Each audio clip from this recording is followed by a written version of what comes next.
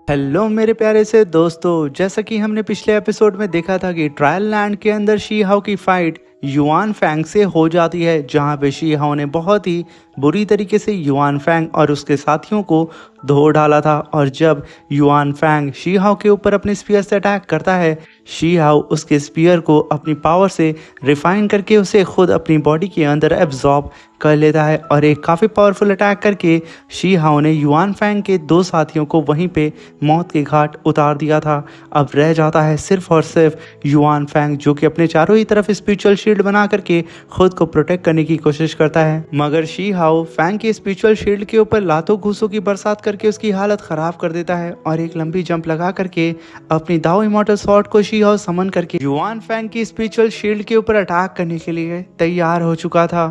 मेरे प्यारे दोस्तों, इस एपिसोड को स्टार्ट करने से पहले मैं अपने व्यूवर्स और जिन प्यारे भाइयों ने मेरी पिछली वीडियो पे कमेंट किया है, मैं उन सबको तहे दिल से धन्यवाद कहना चाहता हूँ। साथ में मेरे नए व्यूवर्स, आप भी इसी तरीके से कमेंट कर सकते हैं। मैं आपकी कमेंट का स्क्रीनशॉट लेके अपनी नेक्स्ट वीडियो में उसे शो ज़रूर करूँगा।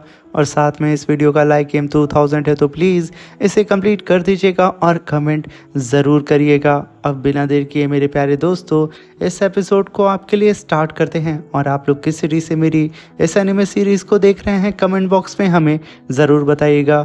इस एपिसोड की स्टार्टिंग में हमें शी हाओ को दिखाया जाता है, जो कि सीधा ही अपनी स्वॉर्ड को लेकर के युआन फैंग की स्पिरिचुअल शील्ड के ऊपर अटैक कर दिया था। एक ही अटैक में युआन फैंग की स्पिरिचुअल शील्ड वहाँ पे डिस्ट्रॉय हो चुकी थी, मगर तभी युआन फैंग डरते हुए शी हाओ से कहता है कि तुम मुझे यहाँ पे मार नहीं सकते हो। अगर तुमने मुझे मार दिया तो मैं युआन किंग का एक लौता ग्रैंड सन हूँ, और अगर उनका ग्रैंड सन मर गया तो तुम याद रखना कि वो तुम्हें पाताल से भी ढूंढ करके तुम्हें मार देंगे। मगर तभी शी हाओ कहता है कि मैं यहाँ पे कोई निशान छोड़ूंगा तो ना। ये कहने के साथ शी हाओ अपनी दाओ इमॉर्टल स्वॉर्ड से सीधा ही युआन फैंग को हिट करके उसका काम तमाम एक ही बार में कर देता है और उससे कहता है कि तुम्हारी आखिरी सांसें चल रही हैं तो मैं तुम्हें बता दूं कि मैं तुम्हारे ग्रैंडफादर को भी जल्दी तुम्हारे पास भेज दूंगा। ये कहने के साथ शी हाओ ने अपनी स्वॉर्ड को बाहर निकाल लिया था, मगर तभी युआन फैंग की बॉडी के अंदर से एक तलिस्मान जेड काफ़ी तेज़ी से उड़ते हुए शी हाओ के बगल से गुजरते हुए कहीं दूर भाग रहा होता है, जिससे शी हाओ तुरंत ही अपनी स्पिरिचुअल एनर्जी से पकड़ के उसे अपनी तरफ खींचते हुए कहता है कि ये तो यिंग सोल प्रोटेक्टिंग जेड है, जिसका इस्तेमाल सोल को प्रोटेक्ट करने के लिए किया जाता है। यानी कि इसके अंदर युआन फैंग की सोल जा चुकी है, मगर मैं यहाँ पे युआन फैंग की बॉडी के साथ साथ उसके सोल के एक एक कतरे को यहाँ डिस्ट्रॉय कर दूंगा। मैं यहाँ पे किसी भी कीमत पे युआन क्वीन की पूरी जनरेशन को मिटा करके रख दूंगा। ये कहने के साथ शी हाओ काफ़ी गुस्से से उस जेड की ओर देखता है और एक ही बार में उसे क्रश करके डिस्ट्रॉय करके रख देता है। यानी कि शी हाओ ने यहाँ पे युआन फैंग की बॉडी के साथ साथ उसके सोल पार्टिकल को भी डिस्ट्रॉय कर दिया था। तभी शी हाओ अपनी दाओ इमॉर्टल स्वॉर्ड को युआन फैंग के ब्लड के अंदर डुबाता है और तुरंत ही एक पहाड़ के पास जा कर के रुक जाता है और वहाँ पे अपनी स्वॉर्ड से लिखना शुरू कर देता है कि यहाँ पे मैंने युआन फैंग को मारा है, क्योंकि युआन फैंग ने यहाँ पे बेवजह कई सारे मासूमों की जान ली थी, इसलिए मैंने उसकी बॉडी के साथ साथ उसकी सोल को डिस्ट्रॉय कर दिया है। अगर उसके चाहने वाले यहाँ पे आते हैं, सिर्फ उनके लिए ही मैं यहाँ पे एक लैंडमार्क छोड़ रहा हूँ, क्योंकि उन्हें पता हो कि आखिर उनका चाहने वाला कहाँ मरा था। तभी शी हाओ के हेयर के पीछे जो डायमंड क्लिप होती है, जिसे वांग फैमिली के एल्डर ने शी हाओ को दिया था, वो वहाँ पे ब्लिंक करने लगती है और उसके अंदर से स्पिरिचुअल एनर्जी एक डायरेक्शन की ओर जाने लगती है, जिसे देख के शी हाओ कहता है कि मुझे ऐसा क्यों लग रहा है कि वांग जी इस समय खतरे में है। तभी शी हाओ तुरंत ही बिना देर किए उस स्पिरिचुअल एनर्जी को फॉलो करने लगता है और वो स्पिरिचुअल एनर्जी चारों ही तरफ पहाड़ को तबाह करते हुए आगे की ओर बढ़े जा रही होती है। तभी सीन शिफ्ट होता है और हमें वांग जी को दिखाया जाता है, जो कि दो इमॉर्टल कल्टीवेटर से फाइट कर रही होती है, जो कि मिस वांग जी के ही फ्लावर सेक्स से बिलोंग करते हैं। पहला मिस यिंग और दूसरा याओ होता है। ये तीनों ही आपस में ही एक दूसरे के ऊपर अटैक कर रहे होते हैं।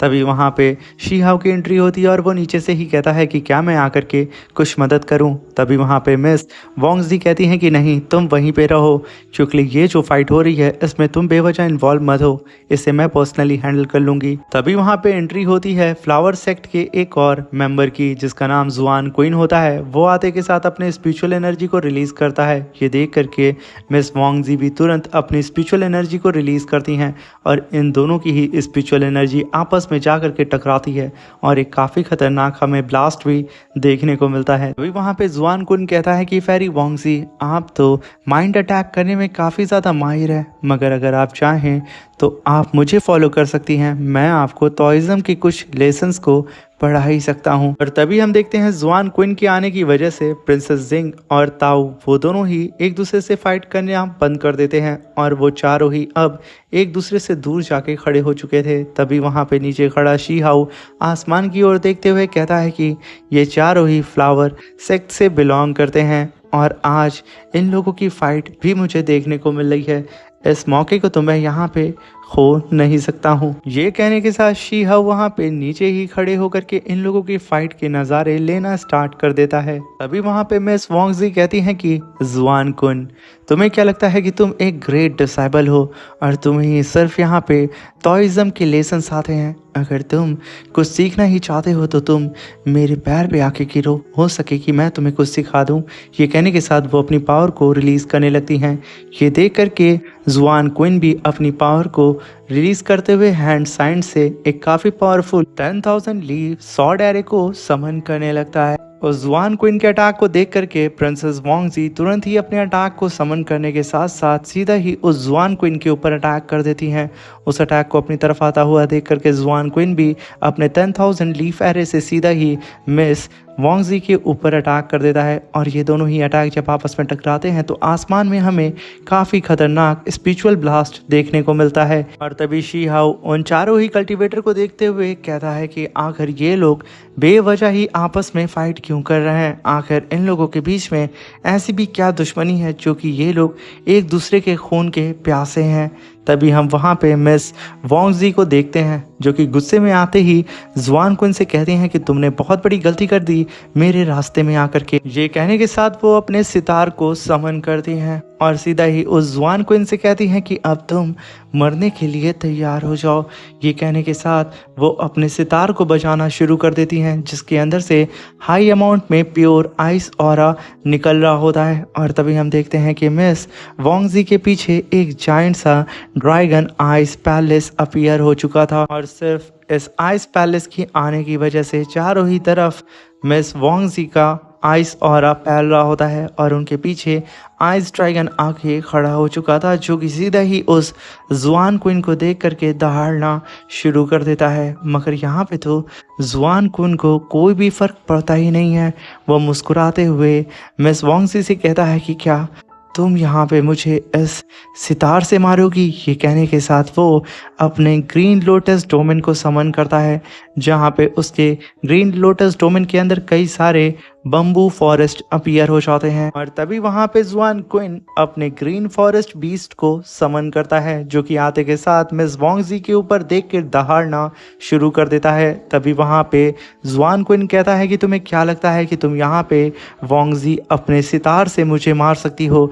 तुम्हारे सितार की आवाज़ बहुत ही ज़्यादा मैं मानता हूँ कि मधुर है, मगर वो मेरे फॉरेस्ट के अंदर आते ही कहीं खो सी जाएगी। और रही बात अब तुम्हारी वोंगजी, तो याद रखना मैं अपने फॉरेस्ट डोमेन के अंदर तुम्हें कैद करके इतनी बुरी मौत देने वाला हूँ कि तुम अपने आइस ऑरा को ख़त्म होते हुए देखोगी, फिर तुम्हारे लाइफ स्पैम को तुम्हारी ज़िंदगी से कम होता हुआ देखोगी और फिर मैं तुम्हें डेथ का असली मज़ा चखाऊंगा। ये कहने के साथ वो बहुत ही बुरी तरीके से हंसना शुरू कर देता है और तुरंत ही वहाँ पे जुआन क्विन अपने बम्बू की एक लीफ को पकड़ता है और उस लीफ को एक जाइंट से बम्बू स्वॉर्ड में ट्रांसफ़र कर देता है और सीधा ही एक काफ़ी पावरफुल स्लैश अटैक वहाँ पे जनरेट करते हुए सीधा ही मिस वोंगजी के ऊपर कर देता है। ये देख करके मिस वोंगजी भी तुरंत अपने सितार को पकड़ के वहाँ पे बजाना शुरू कर देती हैं और जैसे ही इस जुआन क्विन का अटैक मिस वोंगजी के करीब पहुँचता, मिस वोंगजी अपने सितार से एक काफ़ी powerful wave sound slash attack सीधा ही उस जुआन क्विन के स्लैश अटैक के ऊपर कर देती हैं। फिर से इन दोनों का ही अटैक आपस में टकराता है और एक काफ़ी बड़ा स्पिरिचुअल ब्लास्ट हमें देखने को मिलता है। और वहीं पे जुआन कुन और मिस वोंगजी की फाइट की वजह से जो स्पिरिचुअल ब्लास्ट हो रहा था उसकी वजह से नीचे मौजूद सारे ही नॉर्मल कल्टीवेटर्स को बहुत ही ज़्यादा दिक्कत हो रही थी। वहीं पे शी हाओ टेलीपोर्ट होकर के अपने ऊपर गिर रहे सारे ही पत्थर को डॉज कर रहा होता है। तभी जुआन कुन फिर से ही मिस वोंगजी के ऊपर अपने फॉरेस्ट बीस्ट से सीधा ही अटैक करने के लिए आगे बढ़ जाता है।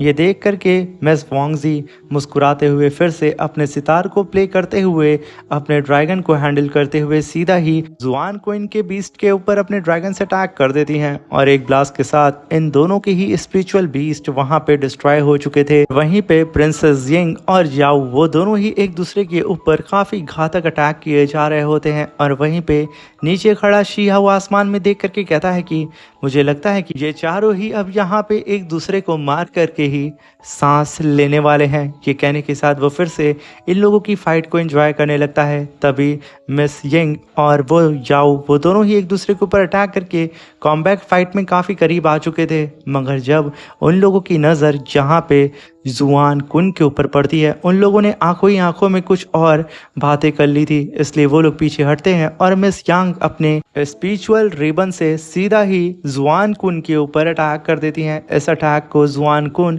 सेंस कर चुका था और वो तुरंत ही उस अटैक को डॉज करके यिंग के ऊपर अटैक कर देता है। ये देख करके याओ जो कि अभी मिस यिंग से फाइट कर रहा था वो तुरंत ही बीच में आता है और अपने एक जाइंट से स्टोन को समन करता है और सीधा ही मिस यिंग के सामने ला करके अपने स्टोन को रख करके उनकी जान इस जुआन क्विन के 10,000 लीफ अटैक से बचाने लगता है। ये देख करके शी हाओ कहता है कि अभी इन लोगों ने आपस में क्या डील कर ली कि ये लोग यहाँ पे सीधा ही इस जुआन क्विन के पीछे पड़ गए हैं। आखिर यहाँ पे इन लोगों के बीच में क्या चल रहा है, ये भला कैसी दुश्मनी है, क्योंकि यहाँ पे समझ में ही नहीं आ रहा है कि आखिर कौन किसका दुश्मन है और कौन किसका दोस्त है।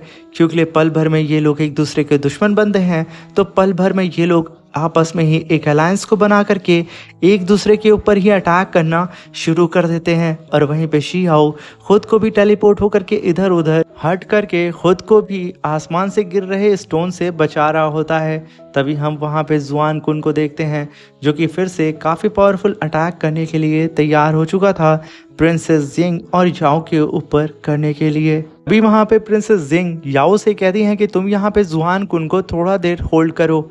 ये कहने के साथ वो अपने वुड फ्लावर डोमेन को समन करने लगती हैं और जैसे ही उनका डोमेन यहाँ पे बन चुका था वो अपने वुड एलिमेंट की पावर का इस्तेमाल करके सीधा ही जुआन कुन के डोमेन के ऊपर अटैक कर देती हैं और देखते ही देखते यहाँ पे बेचारे जुआन कुन का डोमेन एक ही बार में प्रिंसेस यिंग ने डिस्ट्रॉय कर दिया था, जिसकी वजह से जुआन कुन की हालत अब यहाँ पे खराब हो चुकी थी। और वहीं पे शी हाओ ये सब कुछ देख करके एकदम कंफ्यूज हो चुका था कि आखिर यहाँ पे क्या चल रहा है। वहीं पे बेचारे जुआन कुन की हद से ज्यादा हालत खराब हो चुकी थी उसके डोमेन की डिस्ट्रॉय होने की वजह से। तभी हम देखते हैं जुआन कुन के सामने मिस वोंगजी, प्रिंसेस यिंग और याओ वो तीनों ही खड़े हो चुके थे जुआन कुन के ऊपर अटैक करने के लिए। तभी वहां पे जुआन कुन जो कि उसकी हालत बहुत खराब हो चुकी थी वो वहां पे अपनी दबी हुई आवाज में कहता है कि अगर तुम तीनों ही मिलकर के मुझे मार दोगे तो तुम मुझे ये बताओ कि आखिर तुम तीनों में से सबसे ज्यादा फायदा किसका होगा। वो यहाँ पे सीधा ही टारगेट कर रहा होता है मिस वोंगजी के ऊपर। ये कहने के साथ जुआन क्विन तुरंत ही पीछे हटता है और एक ही बार में वहां से भागना शुरू कर देता है। उसे भागता हुआ देख करके मिस वोंगजी तुरंत ही उसका पीछा करने लगती हैं, क्योंकि यहाँ पे मिस वोंगजी के पास एक अच्छी अपॉर्चुनिटी थी अपने सेकंड दुश्मन को ख़त्म करने के लिए। मगर तभी वो कुछ कदम आगे बढ़ी थी, याओ अपने वेपन की पावर को रिलीज करके अपने वेपन को सीधा ही जमीन में दे मारता है, जिसकी वजह से जमीन के अंदर से काफी ह्यूज अमाउंट में स्पिरिचुअल ऑरा बाहर निकलने लगता है और वो जा करके सीधा ही मिस वोंगजी के चारों ही तरफ फैल करके उनको स्टोन डोमेन के अंदर मिस वोंगजी को कैद कर चुका था। ये देख करके मिस वोंगजी तुरंत ही खुद को संभालती है और तुरंत ही अपने सितार को समन करके काफी पावरफुल स्लैश अटैक सीधा ही याओ के स्टोन डोमेन के ऊपर कर देती हैं। मगर मिस वोंगजी यहाँ पे काफी कमजोर हो चुकी थी, इसकी वजह से इनका ये अटैक कुछ खास असर नहीं दिखाता है। तभी प्रिंसेस यिंग तुरंत ही मिस वोंगजी से कहती हैं कि रुको, मैं तुम्हारी मदद करती हूँ। ये कहने के साथ वो अपने स्पिरिचुअल रिबन से सीधा ही उस स्टोन डोमेन के ऊपर अटैक करती हैं। मगर तभी शी हाओ कहता है कि यहाँ पे मिस वोंगजी और प्रिंसेस यिंग ये दोनों ही तो एक दूसरे की दुश्मन थी, आखिर कैसे यहाँ पे ये लोग एक दूसरे का साथ दे रही हैं? क्योंकि अगर यहाँ पे मिस वोंगजी मर जाती हैं तो मिस यिंग को मिस वोंगजी की पूरी रेपुटेशन मिल जाएगी। आखिर वो ऐसा क्यों कर रही हैं? तभी हम देखते हैं मिस यिंग का स्पिरिचुअल रिबन सीधा ही मिस वोंगजी के ऊपर अटैक कर देता है। वक्त रहते वो साइड हट जाती हैं और खुद को इस स्पिरिचुअल रिबन से बचा लेती हैं। तभी शी हाओ कहता है कि फाइनली ये चीज तो क्लियर हो गई है कि ये लोग यहाँ पे मिस वोंगजी को अब नहीं छोड़ेंगे। वहीं पे मिस वोंगजी पीछे हट करके उन सारे स्पिरिचुअल रिबन के ऊपर अपने सितार से अटैक करती हैं। तभी वहाँ पे मिस यिंग हंसते हुए कहती हैं कि सिस्टर, मुझे माफ़ करना, अगर तुम मर जाओगी तो तुम्हारी जो रेपुटेशन और जो तुम्हारा पद है वो मुझे मिल जाएगा। तभी हम वहाँ पे शी हाओ को देखते हैं जो कि कहता है कि इसका मतलब यहाँ पे जो भी फाइट हो रही है सिर्फ और सिर्फ अपनी रेपुटेशन और फ्लावर सेक्ट के अंदर अपनी रैंकिंग को आगे बढ़ाने के लिए हो रही है। क्योंकि जब भी एक कोर डिसेबल यहाँ पे मारा जाएगा तो उसके नीचे वाले कोर डिसेबल की जो रैंक होगी वो ऑटोमेटिकली बढ़ जाएगी। तभी हम देखते हैं कि एक जायंट सा स्पिरिचुअल अटैक सीधा ही मिस वोंगजी के ऊपर बढ़ रहा होता है। ये देख करके मिस वोंगजी तुरंत ही अपने सितार से एक काफी पावरफुल स्लैश अटैक कर देती हैं उस जायंट से स्पिरिचुअल स्पीयर अटैक के ऊपर, जिसकी वजह से वो स्पीयर वहाँ पे डिस्ट्रॉय हो जाता है। मगर तभी मिस यिंग ने अपने रिबन की पावर को और भी ज़्यादा बढ़ा दिया था और वो चारों ही तरफ से मिस वोंगजी को अपने रिबन के अंदर कैप्चर कर चुकी थी। ये देख करके शी हाओ तुरंत ही अपनी फ्लावर की पावर को रिलीज़ करते हुए मिस यिंग को वहाँ पे होल्ड करता है आगे जाने से और तुरंत ही मिस यिंग के स्पिरिचुअल रिबन को डिस्ट्रॉय करने लगता है, जो कि मिस वोंगजी को चारों ही तरफ से कैप्चर किया था। और वो तुरंत ही मिस वोंगजी के पास जाकर के शी हाओ कहता है कि जल्दी से जल्दी यहाँ से निकलो। ये कहने के साथ वो मिस वोंगजी का हाथ पकड़ लेता है और उन्हें वहाँ से उड़ाते हुए काफ़ी तेज़ी से दूर लेकर के जाने लगता है। मगर तभी मिस वोंगजी अपने हाथ में एक छोटे से जेट को समन करके उसे ब्लास्ट कर देती हैं, जिसकी वजह से यहाँ पे जो याओ का जो स्टोन डोमेन था वो तक यहाँ पे डिस्ट्रॉय हो जाता है। तभी हम वहाँ पे प्रिंसेस यिंग को देखते हैं जो कि वहाँ से वोंगजी को भागता हुआ देख करके कहती है कि आखिर वोंगजी हमारे हाथों से कैसे निकल सकती है। तभी वो याओ से कहती है कि वो किस डायरेक्शन में भागी है। तभी याओ कहता है कि यार मैंने भी नहीं देखा है, इस ब्लास्ट के चक्कर में हम लोगों के सामने धूल आ चुकी थी और एक मिस्टीरियस सा फ्लावर आ चुका था। ऐसी स्पिरिचुअल पावर मैंने कभी भी नहीं देखी है। वहाँ पे प्रिंसेस यिंग कहती हैं कि याओ तुम एक नंबर के बेवकूफ हो, वोंगजी बहुत ज़्यादा घायल हो चुकी थी, हमारे पास अच्छा मौका था उसे अपने रास्ते से हटाने का। इसी के साथ मेरे प्यारे दोस्तों ये शानदार सा एपिसोड ख़त्म होता है। Thank you for watching, bye bye, take care.